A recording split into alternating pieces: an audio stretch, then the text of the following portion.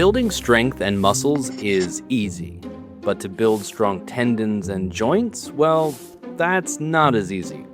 Many people don't even train their tendons and joints because they think it's useless, until they get an injury. Then they always say, I wish I had trained them earlier to keep them strong. But strong tendons and joints don't really stay healthy by doing weighted exercises. If you want to stay flexible for life and want to avoid injuries, then these 5 isometric holds are the best option for you. Starting with the wall sit. Do you deal with knee pain, the kind that just doesn't seem to go away? Or maybe your knees feel okay, but you still want them stronger and more stable. Either way, this hold is perfect for it. Because research shows that 5 rounds of 45-second holds can actually reduce pain in the patellar tendon for several hours after just one session. Patellar tendon sounds kind of weird, right? So just think of it like this, the tendon right below your kneecap. But it's important for you to do it perfectly, otherwise you might actually make your knee feel worse. So here's how you do it. Stand with your back flat against a wall. Slide down until your knees reach 90 degrees, then hold for 45 seconds. After that, rest 2 minutes and repeat 5 times. Now, I know it kind of looks like that punishment you got in high school for not doing your homework, but believe me, that's one of the best exercises to train your knee tendons and joints. And this is just the beginning, because the next one trains 2 tendons at the same time. So let's move on to the next hold, which is the isometric lunge hold. Here's how to perform this hold. Step 1 foot forward into a lunge. Then lower your back knee close to the ground without letting it touch the ground. Keep your torso upright, then hold for 10 to 30 seconds. After 30 seconds, you need to switch legs. The leg behind you is loading the Achilles, while the front leg is loading your patellar tendon. And no, it's not the Greek warrior Achilles, it's actually the tendon at the back of your leg right above your ankle. But how does this even work? Well, basically, you're holding your body weight in a position that requires both tendons to stabilize the joints. No bouncing and no momentum, just controlled tension.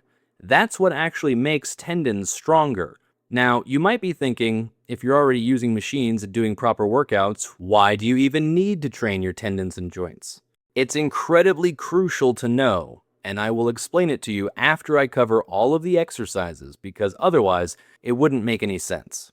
To train the largest tendon in your body, the Achilles tendon, you need the heel raise hold.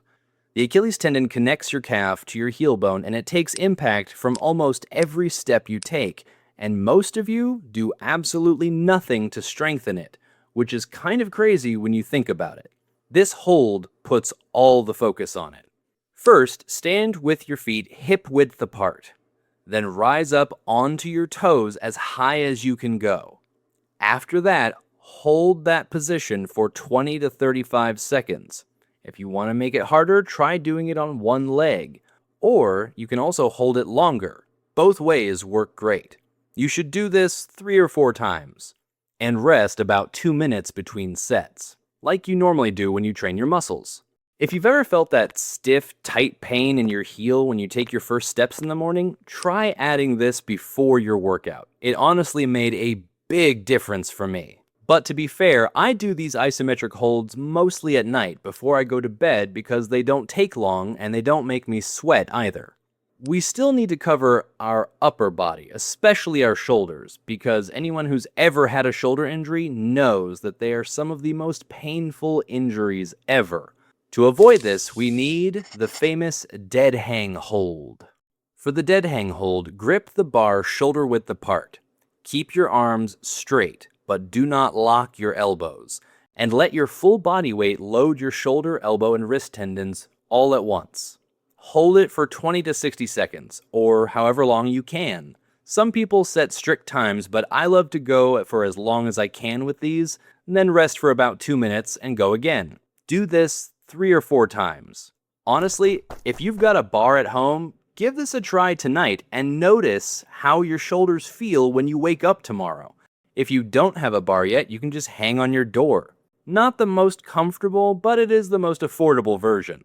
But if your lower back is the thing that always slows everything else down, then pay attention to this next one. It's called the isometric hip thrust hold. Set your upper back on a bench, then drive your hips up. At the top, squeeze your glutes hard and just hold it there. Stay for 30 to 60 seconds. Rest and repeat it 3 or 4 times. Here's the thing though. Most lower back issues aren't just about the back. It's usually the glutes not doing their job, so your lower back ends up taking all the stress. Now that we've gone through these holds, we still need to understand why our tendons and joints are actually important. Once you understand this, you will start to see your body in a completely different way. Let's start with the joints, since it's kind of the most interesting part of you. Look, these isometric holds train your joints in a different way, because joints don't just need strength, they need control and stability. And when you stay still in a position, your body has no choice but to keep that joint steady under load. But don't cheat and don't grab your phone mid-hold like it's going to rescue you. Stay with it. Over time, your joints learn to stay strong and stable, even when things get tough. Isometric holds aren't as easy as they look. And when it comes to your tendons, these are what connect your muscles to your bones. Every bit of force you create has to pass through them. So if you want to get stronger, your tendons need to handle that force too. The problem is, tendons don't like fast, repetitive movement, especially when they're already irritated. That's when they actually start to break down. Isometric holds actually fix that. They give your tendons steady tension without all that fast movement. So instead of getting more irritated, they actually get stronger and more resilient. Think of it like a spring. A loose spring collapses the moment you press it. A tight spring absorbs the force, holds it, and snaps back strong. Also, tendons barely have any blood supply compared to muscle. When a muscle is damaged, blood rushes in and repair starts relatively fast. Tendons do not work like that. They are dense, fibrous tissue with very few blood vessels, which means when they're damaged, the repair is slow, often much slower than you'd expect. And as you get older, it gets even worse. Think of it like this.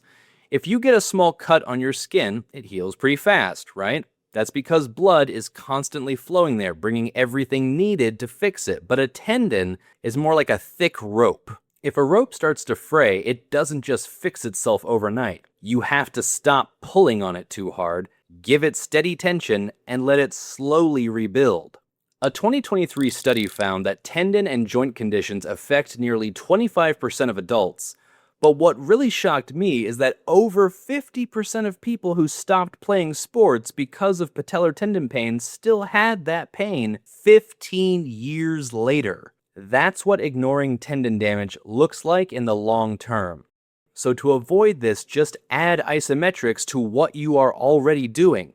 A few holds in your warm-up or even at the end of your workout. It takes less than 10 minutes. Ideally, go for all 5 holds, around 20 seconds each, twice a week. It's simple, but it makes a real difference. This is the kind of work your tendons and joints don't usually get. That's it for today. Thanks for watching, and we'll see you in the next one. You probably noticed I got a new voice. Well, that's because my friend who runs this channel with me is on vacation at the moment. So I'm going to be helping out and doing a bit more of the recording for a bit.